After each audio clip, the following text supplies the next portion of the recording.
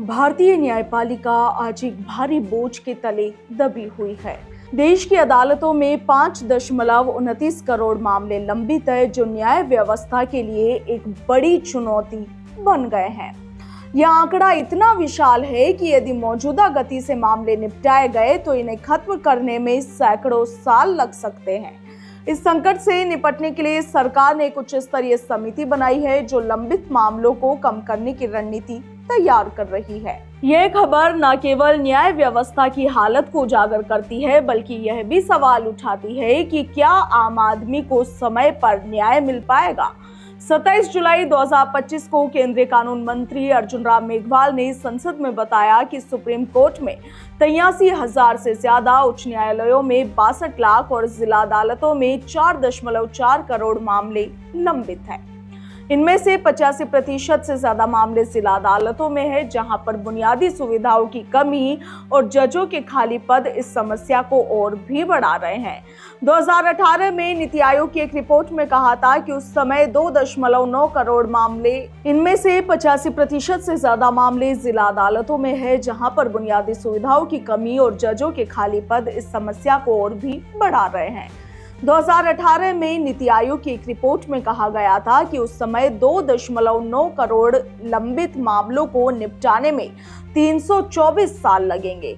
अब जब यह संख्या बढ़कर के 5.29 करोड़ हो गई है, तो आप समझिए कि स्थिति और भी गंभीर हो चुकी है। लंबित मामलों का ये बोझ सिर्फ आंकड़ों तक सीमित नहीं है, बल्कि यह लाखों लोगों की जिंदगी को प्रभावित कर रहा है। उदाहरण के लिए अप्रैल 2022 में बिहार की एक अदालत ने एक हत्या के आरोपी को 28 साल जेल में रखने के बाद बरी कर दिया, क्योंकि उसके खिलाफ कोई सबूत नहीं मिले। वो 28 साल की उम्र में जेल गया और 58 साल की उम्र में रिहा हुआ। और ऐसे मामले न्याय व्यवस्था पर सवाल उठाते हैं कि देरी से मिला न्याय है भी या फिर नहीं।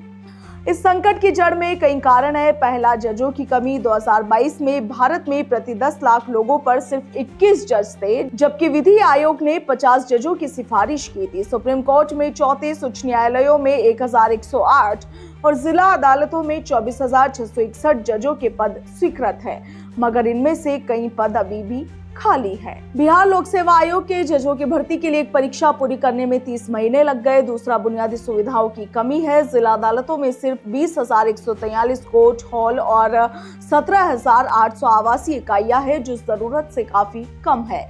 40% कोर्ट भवनों में शौचालय तक ठीक नहीं है। और तीसरा, सरकारी मुकदमे।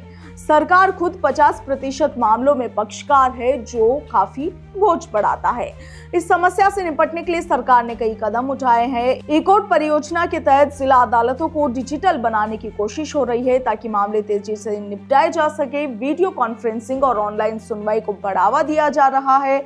2021 में तत्कालीन मुख्य न्यायाधीश NV रमना ने भारतीय राष्ट्रीय न्यायिक संरचना प्राधिकरण बनाने का प्रस्ताव दिया था, जो कोर्ट भवनों और सुविधाओं को बेहतर करेगा। इसके अलावा अखिल भारतीय न्यायिक सेवा शुरू करने की बात हो रही है, ताकि जजों की भर्ती तेज और एक समान हो सके। हाल ही में बनी समिति, जिसकी अगुवाई सुप्रीम कोर्ट के वरिष्ठ जज कर रहे हैं, लंबित मामलों को कम करने की रणनीति बना रही है। और यह समिति पुराने मामलों को प्राथमिकता देने, छोटे मामलों के लिए फास्ट ट्रैक कोर्ट बढ़ाने और मध्यस्थता को प्रोत्साहन देने पर जोर दे रही है। 1 फरवरी 2025 को सुप्रीम कोर्ट ने एक राष्ट्रीय सम्मेलन आयोजित किया, जिसमें जिला अदालतों की समस्याओं पर चर्चा हुई। इसमें तकनीक के बेहतर इस्तेमाल और जजों की समय पर भर्ती जैसे सुझाव भी आए थे। मगर सवाल यह है कि क्या ये सभी कदम काफी है? जब तक सरकार और न्यायपालिका मिलकर काम नहीं करेंगे, तब तक ये बोझ कम नहीं होगा।